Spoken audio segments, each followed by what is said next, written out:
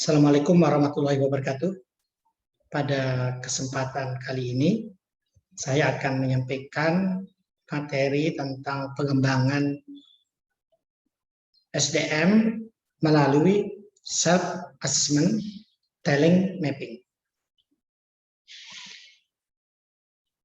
Sebelumnya, saya Samsul Buhari sebagai praktisi talent mapping, pekerjaan sebagai PNS di BKD Provinsi NTB, pendidikan S1 Psikologi, kemudian S2 Kesehatan Kerja, aktivitas sebagai anggota Kagama Nusa Tenggara Barat, anggota APSI, anggota IPK, dan anggota APIU HIMSI NTB, sebagai penanggung jawab Biro Psikologi Katarsis di Mataram, dan konsultan pendidikan di beberapa sekolah, baik tingkat SMP maupun di tingkat SMA. Baiklah, sebelumnya seseorang apabila ditanya siapa dirinya, seringkali mereka belum mengenal dirinya. Bahkan ada juga yang bertanya, how am I? Sebagai gambaran, cara mengenal diri secara umum bisa dengan mengamati diri sendiri melalui refleksi pribadi, merenung apa yang mereka miliki, kemudian menuju apa pengalaman-pengalaman masa lalunya dan pengalaman sehari-hari. Bisa juga dengan mengikuti tes kepribadian, bisa melalui tes bakat dan tes-tes lain tentang diri sendiri. Pengenalan diri bisa melalui kacamata orang lain, khususnya orang-orang yang memang dekat dengan diri kita. Melalui kebersamaan kita dengan orang lain bisa, misalnya sahabat, teman di kantor. Kemudian dengan membaca buku-buku pengenalan diri sendiri. Mengapa perlu mengenal diri sendiri? Artinya seberapa penting kita perlu mengenal diri kita. Ada beberapa alasan mengapa perlu mengenal diri sendiri. Yang pertama, mampu menentukan jalan hidup. Jadi dengan mengenal diri, seseorang akan mampu menentukan jalan hidupnya. Kenapa? Karena dalam hidup ini banyak pilihan-pilihan, kemudian masih banyak orang yang juga belum bisa atau sulit menentukan pilihan. Jadi mengenal diri sendiri itu akan tahu akan kemana arah pilihan hidup. Misalnya kalau kita tahu diri sendiri suka menulis, maka dengan mudah bisa memilih karir di dunia penulisan. Kemudian yang kedua, ya, setelah kita menentukan jalan hidup, jadi dengan mengenal diri kita bisa menentukan jalan hidup kita. Juga dengan mengenal diri, kita akan mengetahui potensi diri. Yaitu dengan mengenal potensi diri, dia berkaitan dengan kesuksesan. Jadi dengan mengetahui potensi diri, bisa mengoptimalkan kesuksesan dalam karir maupun hidup. Untuk menemukan potensi. Jadi langkah awal ialah dengan menemukan dan mengenal diri sendiri lebih dalam lagi. Kemudian dengan mengenal diri sendiri juga akan tercipta atau akan mencintai diri sendiri apa adanya. Kenapa? Karena sudah mengenal kekurangan, kelebihan diri, tentunya kekurangan itu akan diupayakan untuk diminimalkan. Mengenal diri membuat kita lebih tangguh menghadapi kritikan, menghadapi pujian, ya, pendapat orang lain, dan sebagainya. Kita juga menjadi lebih mudah untuk bersyukur, dan insya Allah semakin dekat dengan Sang Pencipta. Semua orang tentunya ingin sukses. Jadi untuk mengawali sukses itu adalah perlu mengenal diri sendiri. Apa itu sukses? Pertanyaannya adalah apakah sukses itu kaya atau punya harta? Namun kaya belum tentu sukses. Pangkat yang tinggi belum tentu sukses. Bahkan kaya dan pangkat tinggi belum tentu sukses. Jadi kuncinya untuk mencapai kesuksesan itu yang pertama kali adalah kita harus mengenal siapa diri kita. Jadi bagaimana kita bisa mencapai sukses jika kita tidak tahu siapa diri kita. Untuk mencapai sukses itu ada dua alternatif. Apakah ada seseorang yang terlebih dahulu mencari jalan untuk sukses? Bagaimana jalan menuju sukses itu? Yaitu menentukan apa karir yang akan dia lakukan, apa profesinya, apa peran-peran yang akan dia lakukan di lingkungannya, bagaimana dia punya vision, dan apa panggilan hidupnya. Itu jalan sukses. Namun ada juga orang yang mencari cara sukses. Cara sukses itu adalah dia kerja keras, kerja cerdas, kerja tuntas, dan kerja ikhlas. Pertanyaannya adalah, manakah lebih dahulu jalan sukses atau cara sukses? Menghemat menurut penelitian atau menurut pendapat beberapa ahli, yang paling penting adalah sebenarnya perlu mengetahui jalan sukses. Baru melakukan atau mengikhtiarkan cara untuk sukses. Jadi sukses itu yang sebenarnya adalah bukan punya harta yang banyak, bukan punya kedudukan, tetapi sukses itu akan berhubungan dengan ketika seseorang bisa memberikan manfaat sebanyak-banyaknya untuk orang lain. Itu sukses. Berhubungan dengan pengembangan diri, ya, bahwa setiap orang itu perlu mengembangkan diri. Ya, manfaat pengembangan diri antara lain, ya apa yang disebut dengan pengembangan diri, yaitu merupakan suatu pendekatan humanis yang membantu setiap individu agar menyadari keberadaan dirinya sendiri secara utuh untuk berupaya mengoptimalisasikannya sehingga tercapai kemandirian yang terwujud dalam bentuk aktualisasi diri yang bermakna. Ini menurut Maslow. Adapun manfaat dari pengembangan adalah pemahaman yang lebih baik mengenai kekuatan-kekuatan yang dimiliki oleh seseorang. Kemudian pemahaman akan kelemahan-kelemahan yang ada di dalam dirinya. Menyadari, jadi pemahaman, dan menyadari bahwa seseorang itu atau setiap orang memiliki yang disebut dengan essential inner nature. Yang dimiliki akan memberikan motivasi untuk mengembangkannya secara maksimal dan berupaya untuk mengaktualisasikannya, menyiapkan kondisi yang dapat mendukung agar segala potensi yang dimiliki dapat terwujud. Nah, kita mengenal ada 4 proses diri. Yang pertama adalah yang disebut dengan awareness, yaitu proses yang pertama adalah mengenal diri, yang menghasilkan kesadaran yang menyeluruh dan membantu kita memahami dan menerima diri sepenuhnya. Ini yang pertama, yang harus dilakukan adalah self-awareness, jadi menyadari atau memahami siapa dirinya. Dan setelah memahami tentang dirinya, maka selanjutnya adalah menerima diri, ya, self acceptance, yaitu mampu menerima sepenuhnya atas keunikan tersebut, ya, kelebihan maupun keterbatasan yang baik yang tidak ideal, namun tetap bisa hidup secara positif dan produktif. Kemudian self regulation, yaitu kemampuan berinteraksi dan hidup secara selaras dengan orang lain yang juga memiliki keunikan tersendiri. Jadi setiap orang itu unik, setiap orang itu berbeda, ya, sehingga dengan keunikan masing-masing seseorang harus bisa hidup selaras. karena akan mempengaruhi kualitas kehidupan.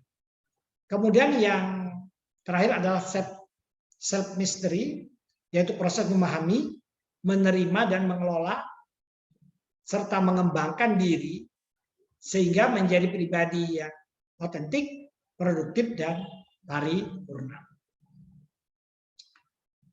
Cara mengembangkan diri, ya.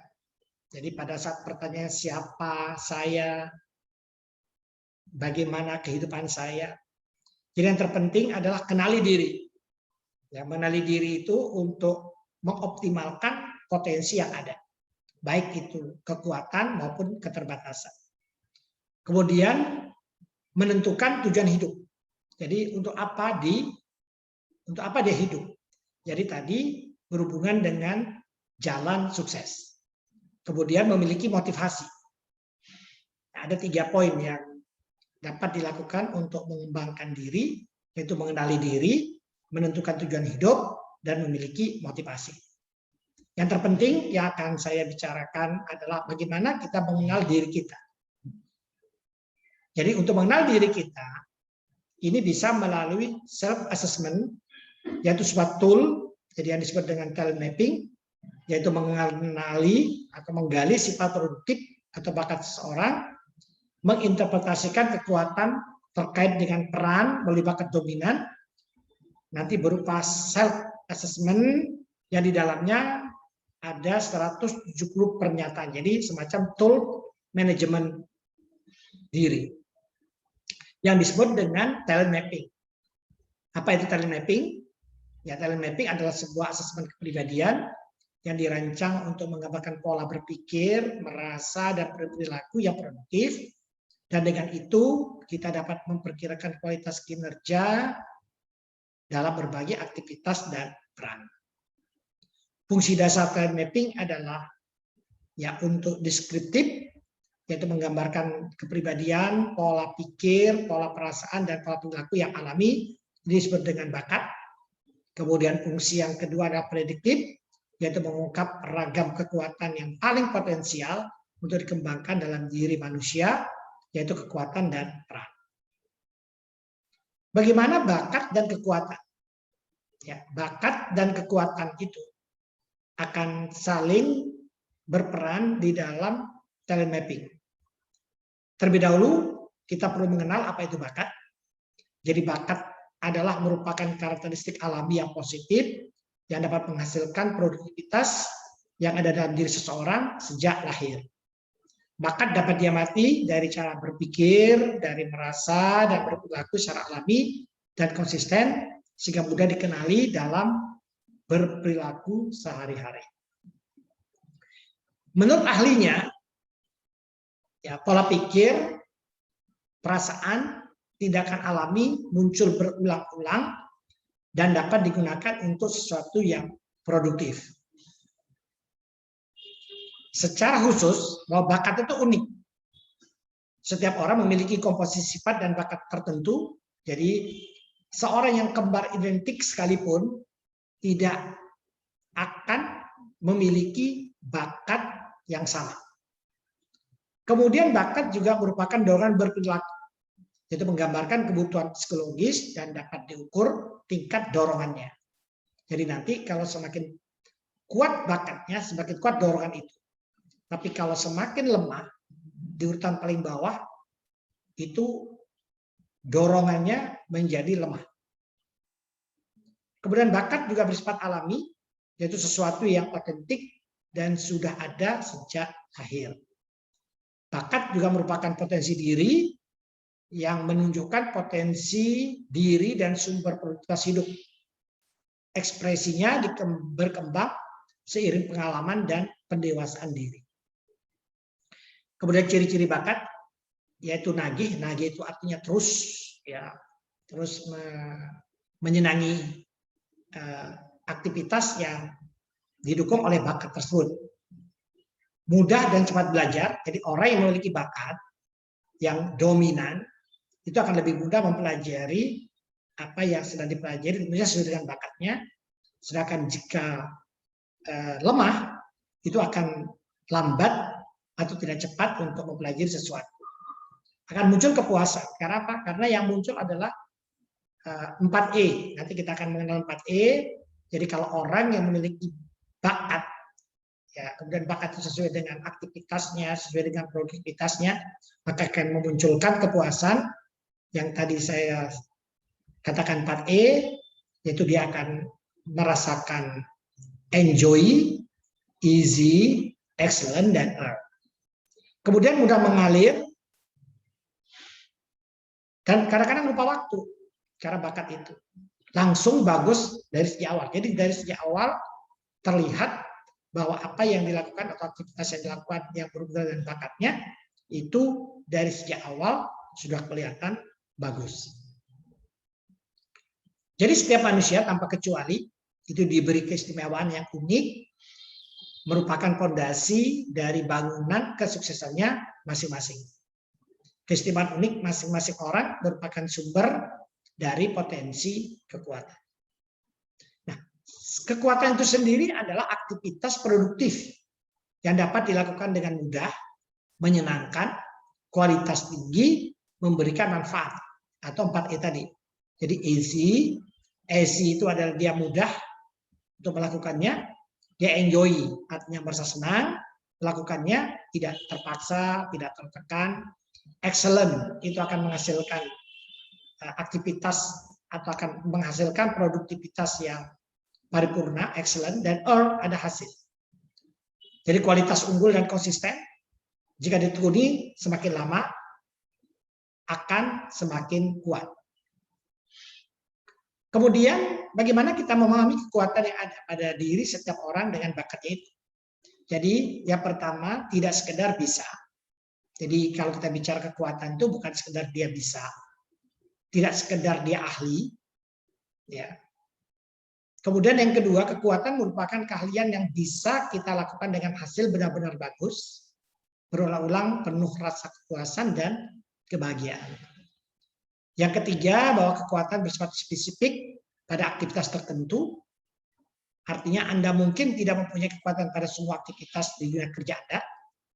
Oleh karena itu, Anda perlu menemukan kekuatan Anda jika merasa telah berada di dunia kerja yang Anda minati. Jadi masih bisa dikembangkan. Jadi hubungan bakat dan kekuatan, yaitu kekuatan merupakan peran yang berasal dari bakat yang dominan. Artinya bakat dominan menjadi potensi kekuatan, semakin diasah akan menjadi kekuatan. Jadi kalau kita ilustrasikan dalam gambar ini, di sini ada bakat, kemudian karena sering dilakukan, dia akan menjadi potensi kekuatan, kemudian diasah lagi dan dipakai berulang-ulang, dia akan menjadi sebuah kekuatan. 4 elemen ya kekuatan, jadi 4 elemen kekuatan dan dasar dari tingkah laku adalah apa yang disebut dengan TAX. T yang pertama adalah talent, yaitu pola pikir, perasaan, dan perilaku yang telah terbentuk alami, konsisten, dan dapat digunakan untuk produktivitas.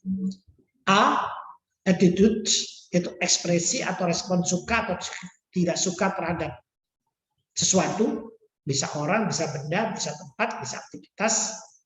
Kemudian ada skill, yaitu kemampuan untuk melakukan sesuatu atau serangkaian cara bertindak yang benar. Kemudian ada knowledge, yaitu serangkaian informasi tentang sesuatu.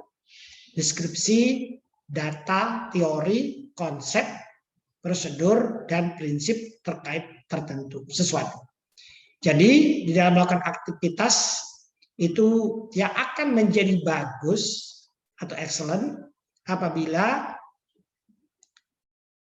terkait antara talent, attitude, skill, dan knowledge. Jadi disebut dengan istilah TAX. Kemudian konsep dasar 4E. Jadi kalau sudah TAX, orang akan menjadi, yang tadi saya bilang 4E tadi, ada easy, yaitu dorongannya relatif mudah untuk dilakukan dan dikuasai, tidak memiliki hambatan yang berarti.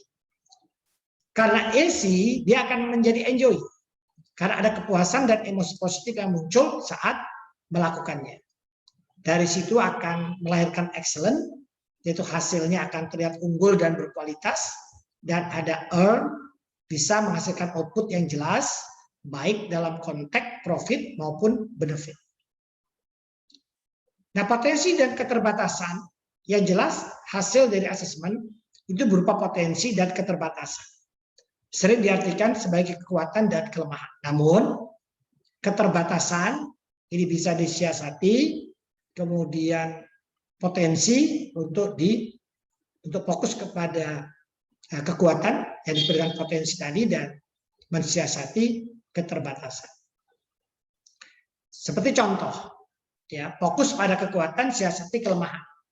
Kekuatan misalnya controlling, kemudian mediating itu kekuatan, negotiating, selling ini menjual, safekeeping, filling, housekeeping. Nah, kelemahannya artinya bahwa kelemahannya dia tidak bisa nanti mengajar, ya, teaching, tidak bisa advising, tidak bisa synthesizing, strategizing, jadi dia tidak bisa diberikan tempat-tempat yang membutuhkan pemikiran strategik, perencanaan, kemudian tidak bisa juga mengarah ke motivating, jadi memberikan motivasi atau pelayanan. Jadi fokus pada kekuatan ini. Nanti kelemahan ini bisa disiasati dengan berkolaborasi dengan orang lain yang memiliki kekuatan pada unsur-unsur yang dia memiliki kelemahan itu. Mengelola bakat yang lemah adalah pahami bakat lemah sehingga memperjelas keterbatasan yang perlu diantisipasi. Kemudian dari gambaran bakat lemah bisa terlihat apa saja aktivitas atau situasi yang cenderung menguras waktu dan tenaga serta menurunkan kondisi psikologis. Artinya bahwa kalau seseorang lemah pada bakat tersebut akan berpengaruh terhadap aktivitas yang dia lakukan. Walaupun bisa, tapi cenderung nanti akan melelahkan orang tersebut dari segi waktu dan tenaga, bahkan kondisi psikologisnya. Sehingga perlu dikelola, ya, supaya tidak menimbulkan masalah atau menciptakan hambatan bagi orang lain maupun dirinya sendiri, yaitu dengan cara mensiasati kelemahan tersebut, maksimalkan bakat kuat, jadi yang kuat dimaksimalkan, bangun partnership dengan orang-orang yang memiliki kekuatan, sementara kita tidak memiliki kekuatan pada aspek itu, adakan supporting system, kemudian bisa menambah pengetahuan dan keterampilan, karena bisa saja bakat potensi yang lemah tadi, karena memang belum dioptimalkan, sehingga bisa saja menjadi lemah, atau lingkungan yang belum optimal, sehingga perlu juga mensiasatinya dengan menambah pengetahuan dan keterampilan. Dan menghindari tugas utama dan rutin yang banyak menggunakan bakat yang lemah tadi. Nah, mengasah bakat jadi potensi, kemampuan, dan hasil. Di sini ya kita ibaratkan kapak yang tumpul, kemudian kita asah, ya sama dengan kemampuan, sama dengan bakat. Ada beberapa yang bisa kita kembangkan, makanya tadi ada yang disebut dengan skill dan knowledge. Jadi tidak hanya membutuhkan T saja, tapi untuk menjadi task itu tadi, ya ada talentnya, ada attitude-nya, ada skill-nya, kemudian ada knowledge-nya. Kemudian jika dia tajam, jadi setelah diasah dan dia tajam, itu kita menggunakan sesuai dengan fungsi kinerja. Jadi kalau untuk memotong kayu kita menggunakan sisi yang tajam ini, sedangkan kalau kita ingin misalnya memalu, ya memalu untuk memasang paku misalnya, kita gunakan sisi belakangnya. Jadi kita bisa menggunakan fungsi ini berdasarkan kebutuhan atau fungsinya. Nah, kemudian kita bicara masalah talent mapping assessment.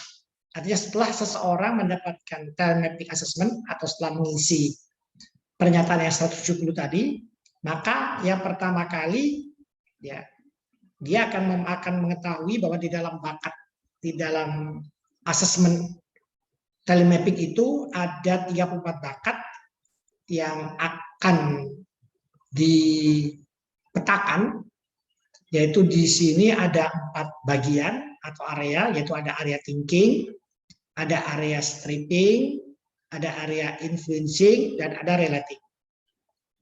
Ya. Kalau thinking, tentunya kita semua tahu berhubungan dengan berpikir.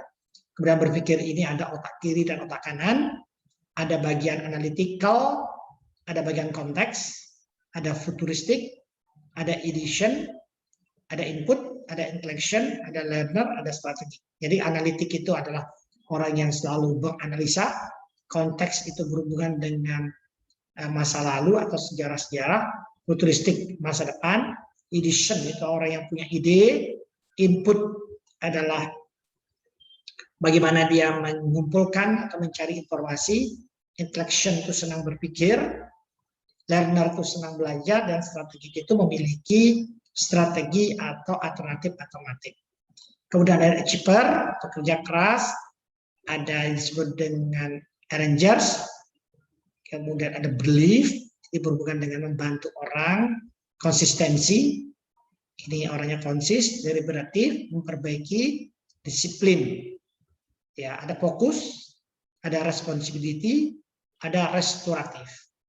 Ini stripping. Stripping ini lebih berhubungan dengan semangat atau lebih berhubungan dengan bekerja.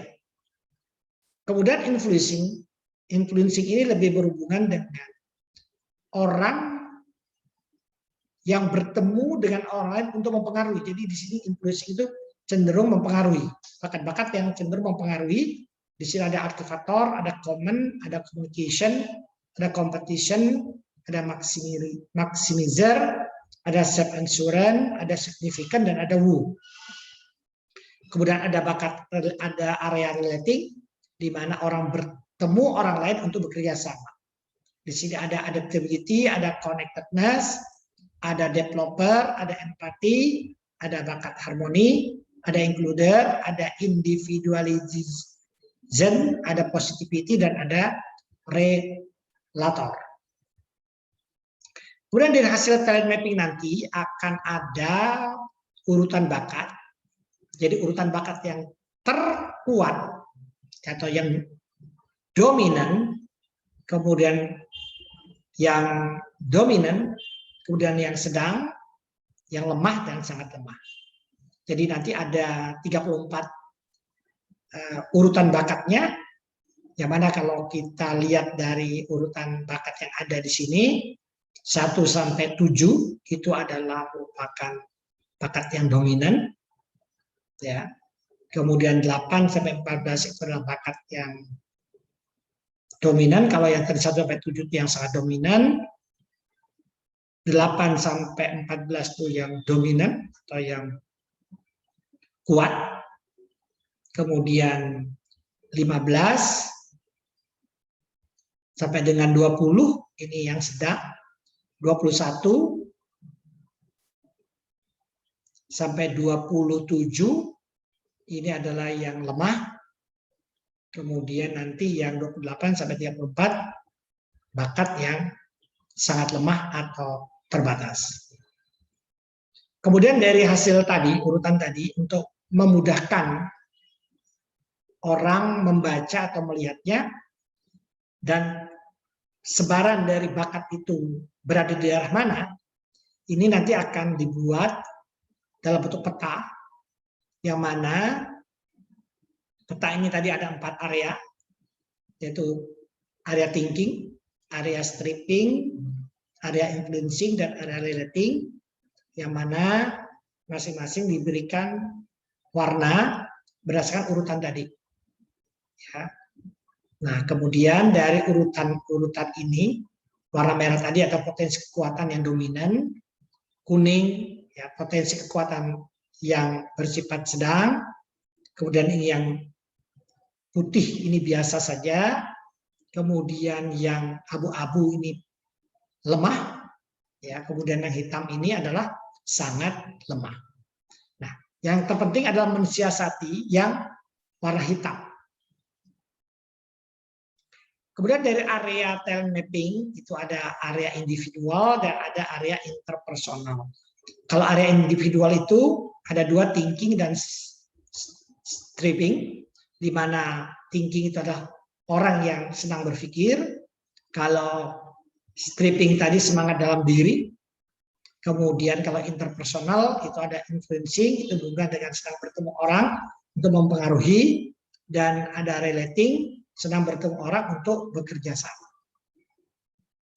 Dari profil peta bakat yang ada tadi, bisa dikelompokkan menjadi 7, ya 7 kondisinya. Kalau kita bicara dalam dunia kerja, ada orang yang termasuk expert.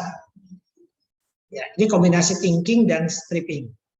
Kemudian ada juga orang yang influencer, itu kombinasi influencing dan relating. Ada owner, yaitu kombinasi thinking dan influencing. Kemudian ada worker, jadi pekerja, jadi betul-betul dia pekerja, itu kombinasi stripping dan relating. Kemudian ada people expert, itu kombinasi thinking dan relating. Ada pioneer, ya pioneer itu kombinasi influencing dan stripping. Dan ada manager, yang mana kalau manager itu pada peta bakatnya, bakat-bakat yang ada cenderung menyebar pada 4 daerah, jadi kuning dan merah penyebarannya. Kemudian dari situ akan terlihat juga potensi kekuatan seseorang. Ada 14 potensi kekuatannya yang mana nanti tinggal dikembangkan. Kemudian ada namanya strength cluster map. Di sini akan terlihat ada 114 aktivitas, termasuk ada 15 dari panca indera seseorang. Jadi ada yang bersifat pernyataan dari diri individu itu subjektif, dan ada betul-betul bakat. Jadi di sini ada dua area luar dan area dalam. Jadi kalau luar ini adalah pengakuannya, kemudian kalau dalam lebih ke bakat yang sesungguhnya. Kemudian nanti di dalam strength cluster map ini juga akan ada pembagian daerah. Ya, jadi dari aktivitas-aktivitas yang ada ini terbagi di dalam 8 area. Ada yang disebut dengan area networking, ada area headman, ada area serving, ada area lebih ke kreativitas, ya itu menggunakan otak kanan. Kemudian ada teknik TE, ada elementary, ada rationing, ini otak kiri bawah, ini thinking, ini otak kiri atas. Nah, dari sini nanti akan ada strength tipologi, ada personal branding seseorang. Ada 5 personal branding yang nanti terlihat di sini, dan ini bisa menjadi pilihan dari orang tersebut. Nah, kemudian ada strength tipologi atau ST30 yang kita kenal. Ini cara cepat dalam menemukan diri. Jadi merupakan gambaran kemampuan atau kompetensi dan minat terhadap peran. Jadi 30 peran produktif, yaitu salah satu cara yang paling sederhana untuk menemukan diri adalah dengan memilih 6 dari 30 peran manusia yang didasar, yang Anda rasakan gua banget. Ternyata pilihan gua banget itu sangat terkait dengan sifat produktif kita masing-masing. Nah, seperti yang saya gambarkan tadi, jadi nanti juga di 30 aktivitas itu juga akan sama. Ada headman, ya headman ini berhubungan dengan mempengaruhi orang lain, ada serving, melayani, ada generating idea, jadi ide-ide kreatif, ada technical, ada elementary, ada reasoning, ada thinking, dan ada networking. Nah, di sini digambarkan misalnya contoh kalau kita bicara serving, di situ ada 2, ada perawatan, ada pelayanan. Kalau kita berbicara masalah berpikir ide, itu ada rancang bangun, ada pemasaran, ada perencanaan, itu juga memerlukan ide-ide. Kemudian berhubungan dengan networking, itu ada pelatihan, ada pemasaran, dan sebagainya. Akhirnya, kerja sesuai vision, walau gaji nggak seberapa, tapi bisa banyak belajar hal-hal yang baru. Sekian. pemaparan saya kali ini. Terima kasih, semoga bermanfaat, dan Assalamualaikum warahmatullahi wabarakatuh.